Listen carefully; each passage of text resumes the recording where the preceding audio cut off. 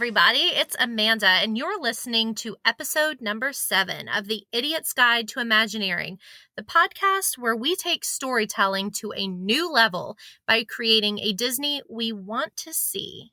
On today's episode, we are taking you back into the rainforests, jungles, and beaches of Southeast Asia for a part 2 of our original resort idea.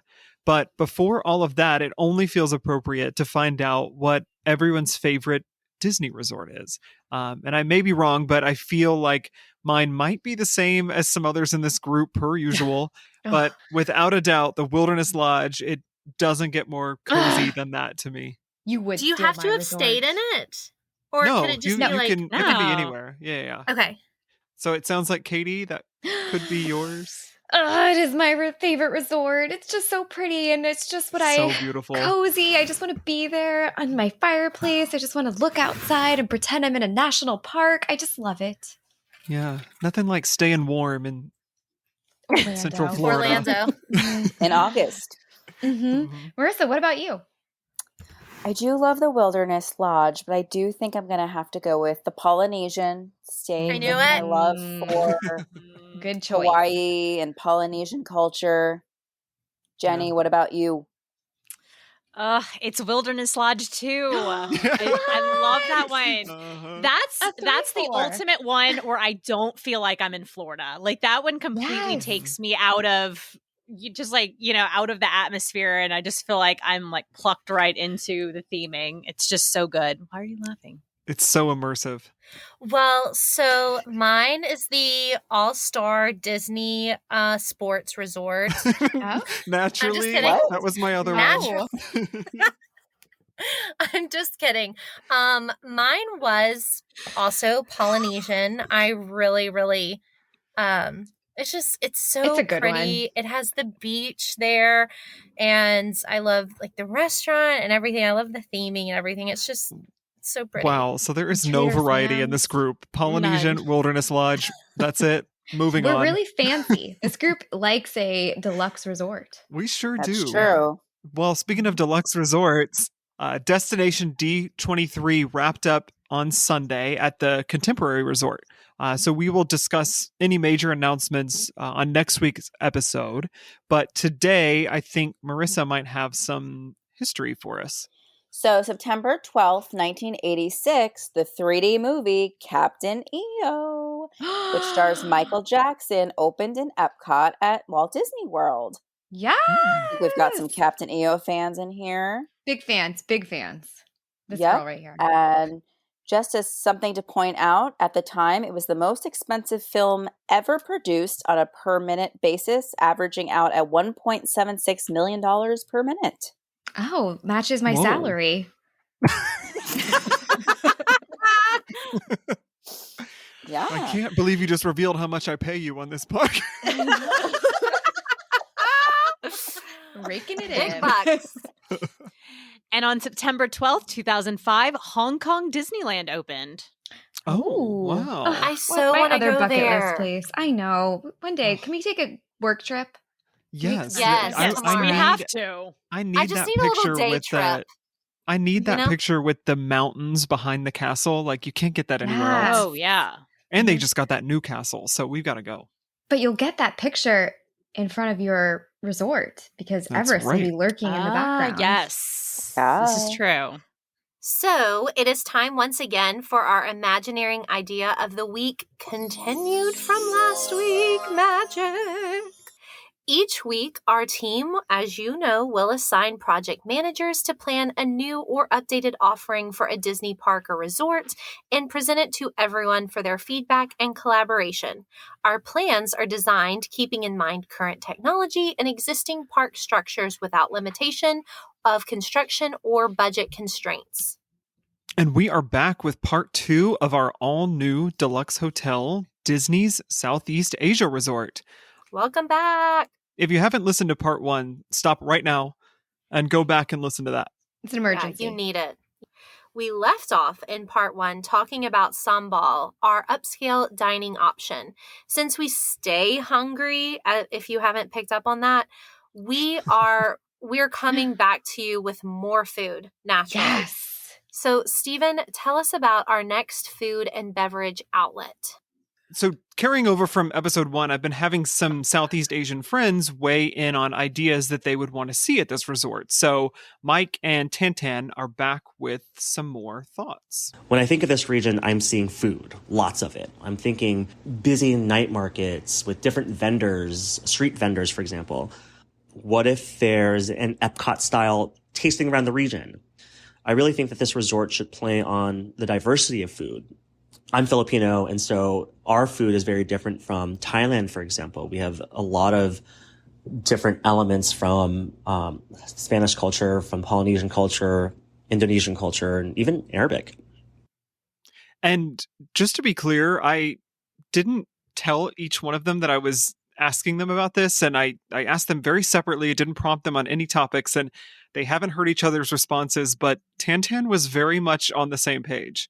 Also, it would be very cute to have a cafe or restaurant that consists of multiple smaller restaurants from different countries within Southeast Asia.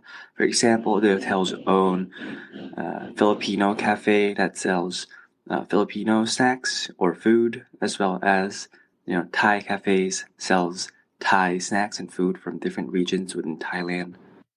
I really love that. Oh they both, my gosh! they Yes, both So funny. Naturally, they similar. just like mentioned each other's countries. Yeah, I thought that was so interesting. Mike spoke about Thai food, and Tantan spoke about Filipino food. So I thought that was just super interesting that they brought that together. But thanks to those suggestions, we are going to take you to the Jonker Street Night Market and Food Hall. Located in the Malaysia section of the resort, you'll find Jonker Walk, or the Jonker Street Night Market, which is based on an actual night market of the same name in Malacca City in Malaysia. So this market will actually be built indoors to resemble a permanent outdoor night scene. So you're going to see lines of beautiful food stands down an indoor street that's set at night, and so very vibrant and bold colors like yellows and reds and oranges and blues, and This is such a vibe. it's Yeah, I such a can see it right vibe, now. and the stands will be more of an illusion, as they're going to be permanent and kind of built into like backed up to kitchens. So there's going to be like string lights and tapestries hung over the street, and Jonker Street was once famous for old antiques, so expect to see them built into the scenery. And so, as Mike and Tantan suggested, the food offerings are going to be a variety of different country offerings. So we'll have Asian and American options because this is Disney World, but Yeah, like a quick service as well. yeah. So, for example, one stand will be a build-your-own rice or noodle bowl. So think like Yes. Chipotle. That's right up Marissa's and Yeah. my alley. I can already We have a tell. bowl. Think And build your Chipotle, but Southeast Asian. The next So one will good. be like a noodle soup outlet. So you can get some pho or some laksa. Ooh. Yeah. Another one will offer like a traditional dish from each country that is represented. So you'll get like an adobo chicken dish for the Filipino dish, for example. And then obviously we're going to have burgers and chicken fingers and the boring old American food, but with the option of some special regional condiments, like maybe some sambal Sauces? that you can sambal. have on your burger. Love a sauce In bar. case you can't afford the fine dining experience, this is your chance to get sambal for a cheaper Yum. fee. For dessert, you have to try the coconut rice ice cream and also the pineapple tarts and peach mango pie. And for anybody who's ever been to Jollibee, you know this is a must. I don't know if any of y'all have ever had the experience, but it's a Filipino fast food chain, and they have a peach mango pie that is to die for. I think No, they but I just have moved seen their one. TikToks where the Jollibee Okay. dances around and he has some moves. Well, maybe he'll come to the character dining experience. You don't know who's going to show up there. Here's hoping. Character crossover. Yes, we love a character crossover. There's going to be a big dining room after you get your food where you can look up into the night sky through colorful triangle shade sails designed to look like they were meant for shade and rain coverage, but it's too sporadic to be of any use. And you really don't even need to check the forecast to know there will likely be showers during your time in Southeast Asia. So Ooh. at the night market, there might just be a thunderstorm that happens while you're eating, where rain falls into like fake alleyways and sides of the building and on tops of awnings over food stands. And it's all controlled so nobody gets wet, but gives the illusion that you could. So think of like Rainforest Cafe, but done way better.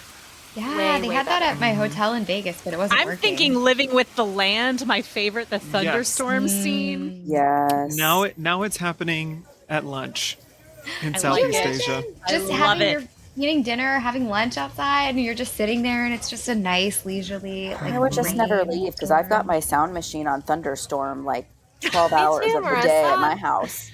Well, there's no reason to leave because we're going to have a stage in there as well for entertainment and expect authentic Southeast Asian performances throughout the busy meal times of the day. So catch a rainstorm, catch a show, and catch a meal at the Jonker Street night market.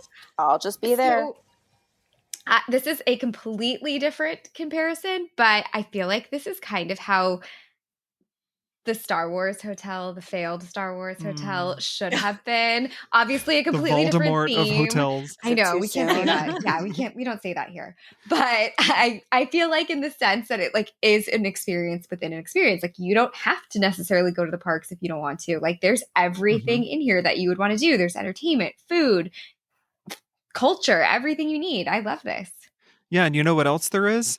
Alcohol. My favorite. Also great things.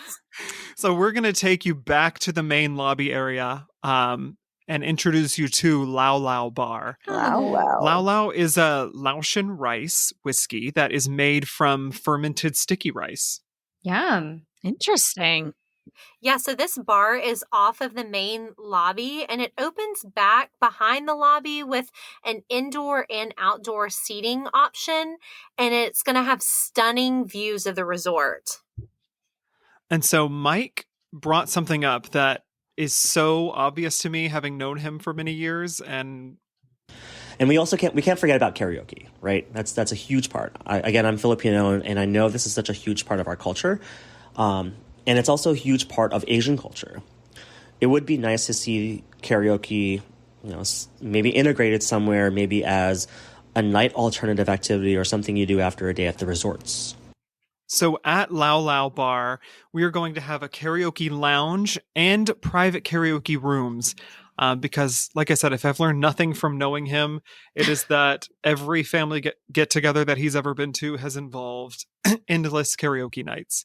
Mike, your check is in the mail for giving Stephen another opportunity to sing in public at this new hotel. If y'all want a song, just request it in the comments and I'll sing it for you on the next episode. He's not kidding. Don't do that. Please encourage don't. him. Yeah. Well, Amanda, take us away from the bar and take us to some peace and serenity. Okay, guys. So you've had your fun with, drinking and karaoke, and now you need to wind down a little bit, relax. And so this is going to be a standalone building near the pools. We're getting to it, guys. We are getting to the pool soon enough, so just hang in there. But this is Spa Bali. Indonesia is known for having some of the nicest spa experiences in the world, and we want to bring that to this deluxe resort. We want to offer our guests the ultimate luxury spa experience, including a 24-karat gold facial and Balinese massage, which is a full body massage that combines elements of Swedish shiatsu and reflexology techniques. I can tell you right now, I'm too poor for this. Yeah.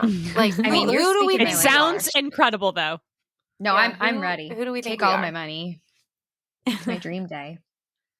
So now it's time, the moment that everyone has been waiting for, to tell you about the pool. Yeah. Finally. Yes. Mhm. So the ancient ruins pool is modeled after the Cambodian ruins of Angkor Wat.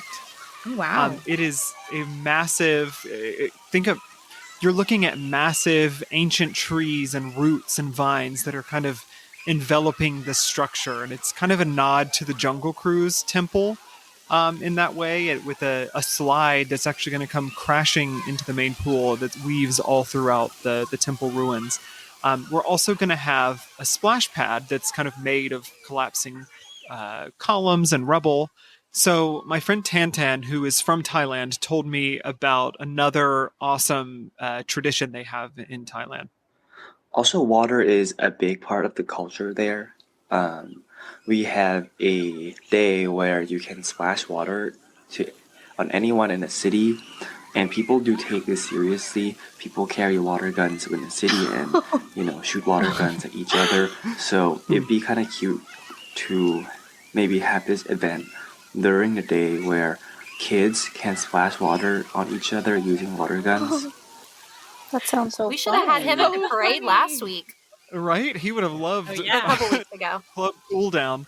Yeah. But so I looked it up, and it's called the Songkran Festival, and it happens in April of every year in Thailand and marks the beginning of the traditional Thai New Year, which is on the Buddhist calendar.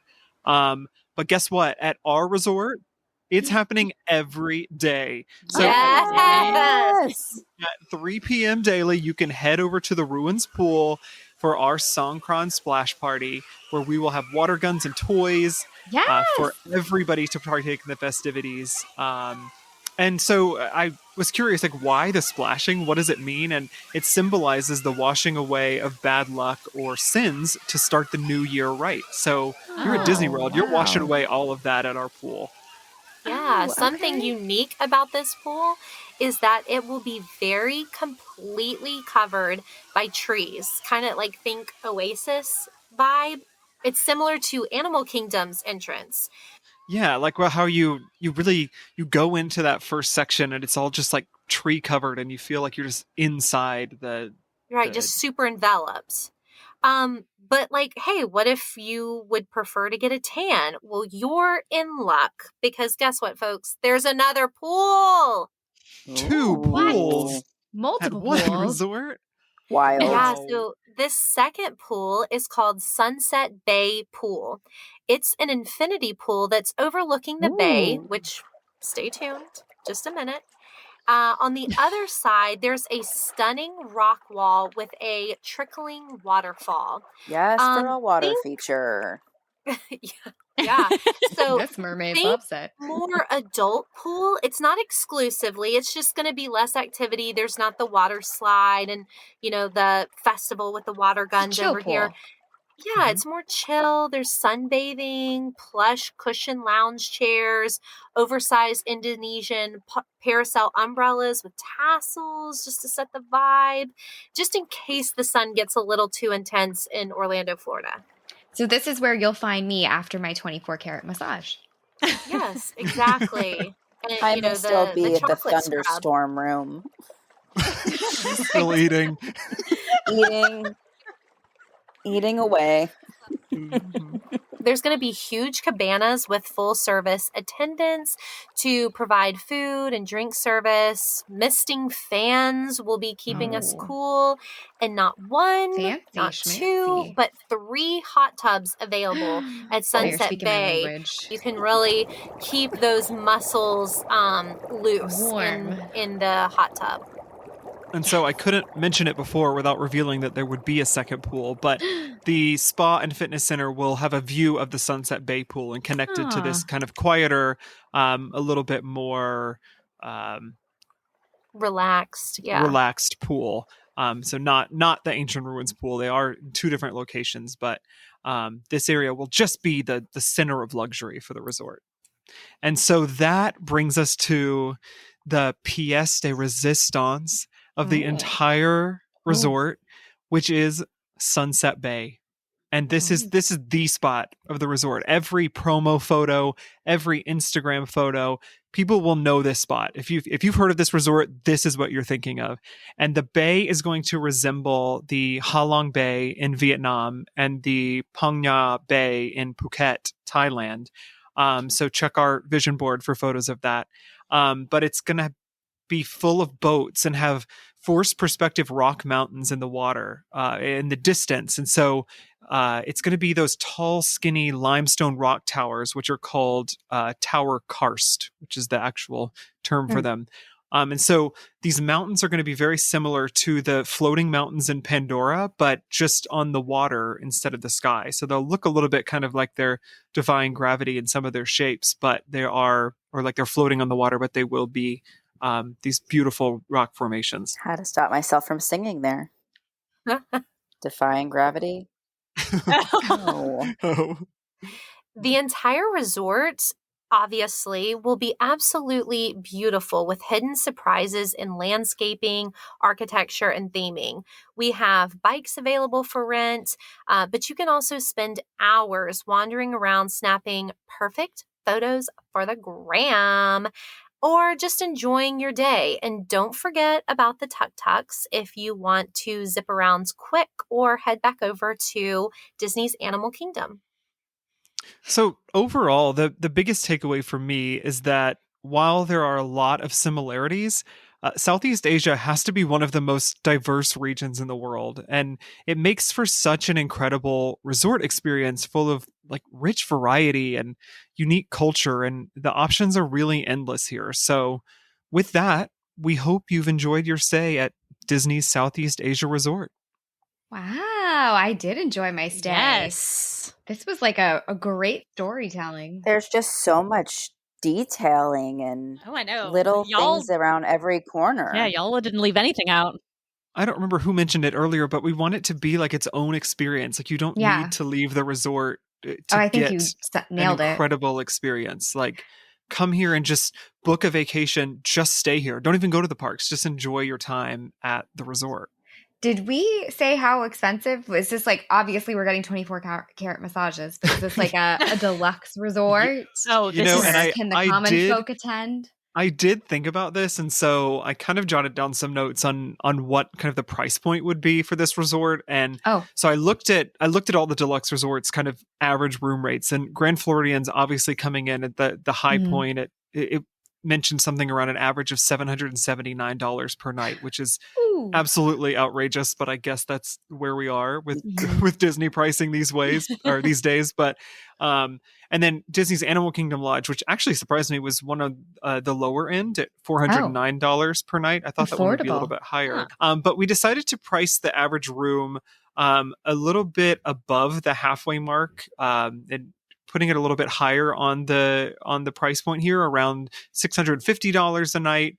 But based off everything you've just heard, that is a steal, because it is definitely worth more if you ask me. Yes, it sounds incredible. And discounts to the people who came up with the idea. So yep. Actually, we don't get to stay for free? I thought that was that was the discount. That was the discount, honey. Okay.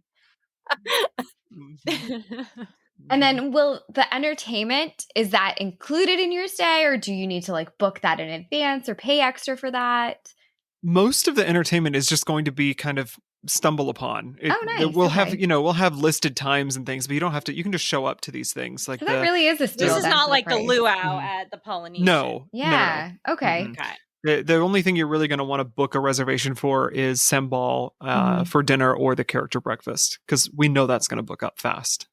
Nice. Well, I'm in the mood for some street food and I am hungry. So let's get this hotel opened. Well, I wish when we make these vision boards, like I wish there was a way for us to kind of make concept art of these and create illustrations around if what only any of us were good at Photoshop. I tend to be able to do a little bit, but I want like drawings of like exactly what I'm picturing. So I wish there was an Imagineer that could help us with that. I think there might be, Stephen. I might know of somebody. It might be our Imagineer of the week. No way. Tell us more. I want to focus my Imagineer this week on someone I truly believe would have helped you guys make your ideas into a reality. Marty Sklar once said all the great art directors like Bill Martin and Harper Goff wanted Dorothea's design illustrations. Dorothea Redmond was an amazing illustrator and designer who was responsible for the look and feel of many of the areas within the parks we know and love today, and she is our Imagineer of the Week. Just a note, we aren't intentionally choosing primarily women for our Imagineers of the week. I know, this is weird that it's turned out this way, but I do want to just highlight that it's pretty cool that this is unintentional. Yeah. But anyways, Dorothea joined the Walt Disney Imagineers team in October of 1964 after a successful career as the first female production designer in Hollywood. She designed the sets for many of Alfred Hitchcock's films and is credited with having influenced the German expressionist aesthetic that Hitchcock was known for in his work. She would leave the entertainment industry briefly to work for an architectural firm, but after being bored of years of Monday deadlines, who isn't, she began her work with the Imagineers team. Some of her first Disney projects involved in transformation of the Disneyland's Red Wagon Inn restaurant into the Plaza Inn. Dorothea would design the interior settings for New Orleans Square and Disneyland. She would rely on her illustrator background to create watercolor images for the interiors and exteriors of the square, and her work is unmatched. It brought to life a lot of the art that we see, or a lot of what we see today, and really made it become a reality. And I actually saw a picture of these watercolor work on Disney's website. And it is really beautiful, and it's amazing that someone was able to create this and really feel that spooky, weird vibe that we get today when you see that. So amazing to see. She would stay with Disney through the development of Walt Disney World with her renderings for Fantasyland, Main Street, and Adventureland. She did an amazing job in creating a different look and feel for each of those areas, and her watercolor work had such strong details that the Imagineers had no difficulty in bringing her ideas to light. She would design beautifully opulent murals at the top of the entryway of Cinderella's castle, and those would later also be duplicated for the Disneyland Tokyo castle.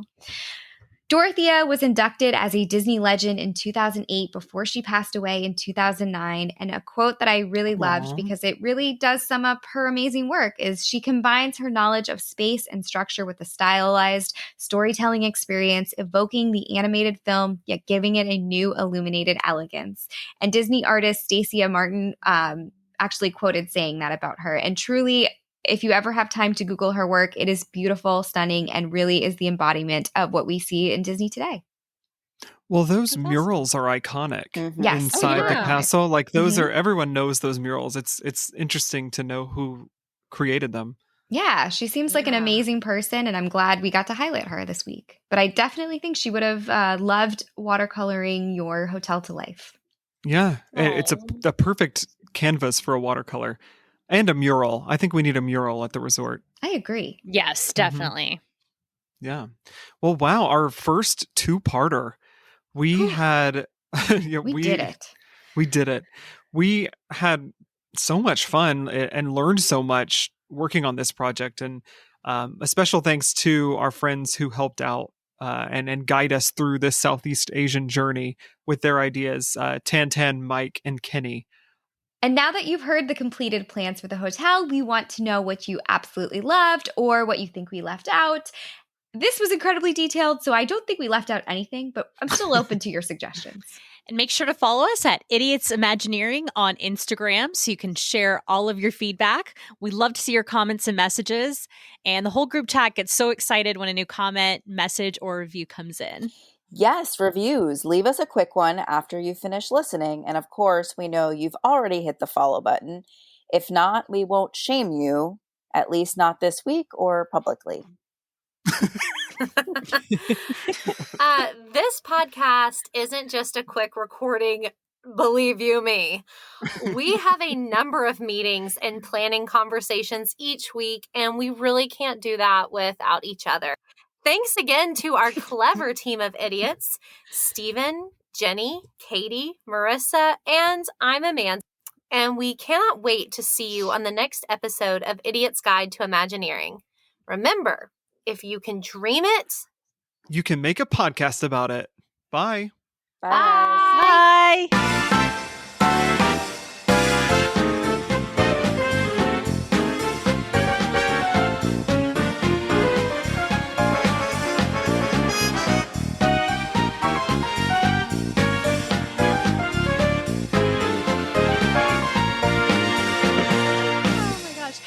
And And on September 12th, 2005, Hong Kong Disneyland opened in Hong Kong, China, making Disney.